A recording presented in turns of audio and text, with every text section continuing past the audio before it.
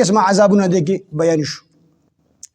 الله پاک په دې قادر دی چې تاسو باندې د بارې نه عذاب راولي. الله په دې قادر دی چې تاسو د خپو د لاندې عذاب راولي. او الله په دې قادر دی چې تاسو خپلو کې اونخلي اختلافات تله پیدا کی، بعضې غالب شي بعضې مغلوب شي، خپلو کې خو اونخلي.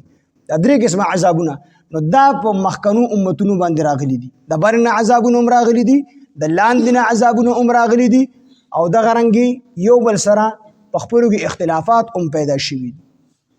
نو د بعضې نه عذابونه د قوم نوح علیه السلام په قوم باندې راغلي. د باران په باران وشو، باران سیلابونه رالل، هغې پکې ډوب شو.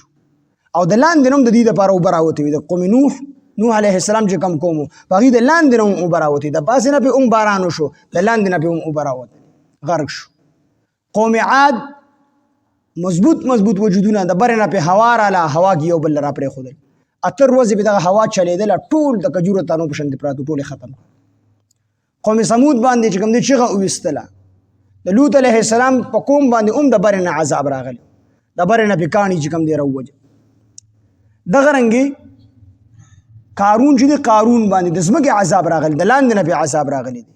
مطلب ځمکې ځان ته راښکلی دی، یتجلجل فی الارض. نبی اسلام فرمایي دی به تر قیامته پورې چې کوم دی په دې ځمکه کې چورلي، قیامته پورې په ځمکه چې کوم دی په کته روان دی. دغه رنګې په فرعونیانو باندې هم ډېر عذابونه د وینې عذاب پرې راغلی و، هر لوښي کې به یې وینه وه. د سینځخانو عذاب پرې راغلی و، په هر لوښي کې به یې سینځخانو، تر دې پورې چې خولې ته به یې نوڼی به یې خولې ته کوله، نو ډوبې به د سینځخ ټوپ و، سینځخانو عذاب پرې راغلی. نو د برې نه پې هم عذابونه راغلي دي. د کسې نه الله د برې په عذاب باندې هم قادر دی، او د کتې عذاب باندې هم قادر دی. او عبدالله ابن عباس رضی الله عنه فرمایي چې د پاسه نه عذاب د دې نه مراد ظالم بادشاه دی، چې الله به در باندې ظالم بادشاه مسلط کړي. او د لاندې نه عذاب ستا رعایه دي، ستا چې کوم نوکران دي، ستا چې کوم اولاد دي، دا به ستا نافرمانه شي، او دی به ستا په کار کې ټګی کول شروع کړي، بېایماني کول به چې کوم دی شروع کړي. عبدالله بن عباس رضی الله عنه فرمایي، هغه دا تفسیر کوي. نو دا عذابونه الله جل شانه چې کوم دی مخکې هم راوستي دي، اوس هم قادر دی. نو نبی علیه السلام دعاګانې کړي دي چې خدای پاک زما امت په یو ځای باندې مه هلاکوي. الله داسې ظالم بادشاه یا داسې قوم پې مه مسلط کوي چې زما امت په یو ځای باندې ټول حد ختم شي، یا داسې عذاب پې الله مه راولي زلزله چې زما ټول امت په یو ځای باندې ختم شي، څنګه چې نور امتونه په یو ځای باندې ختم شي، داسې پې مه راولي.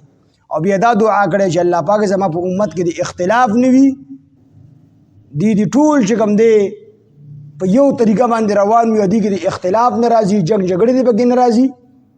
نو دغه دعا د نبی علیه السلام نه ده قبول شوې. اختلاف دا به تر قیامته پورې، جنګ جګړې خونریزي دا به تر قیامته پورې وي. دا دعا د نبی علیه السلام نه ده قبول شوې. نو دا جنګ به جاري وي. انظر وګوره کیف څنګه نصرف مونږ بیانو الآیات آیاتونه لعلهم یفقهون دپاره دی چې دوی پوه شي. یا نصرف قسم بیانو الآیات دلیلونه د الله په وحدانیت باندې لعلهم یفقهون دپاره دی چې دوی پوه شي.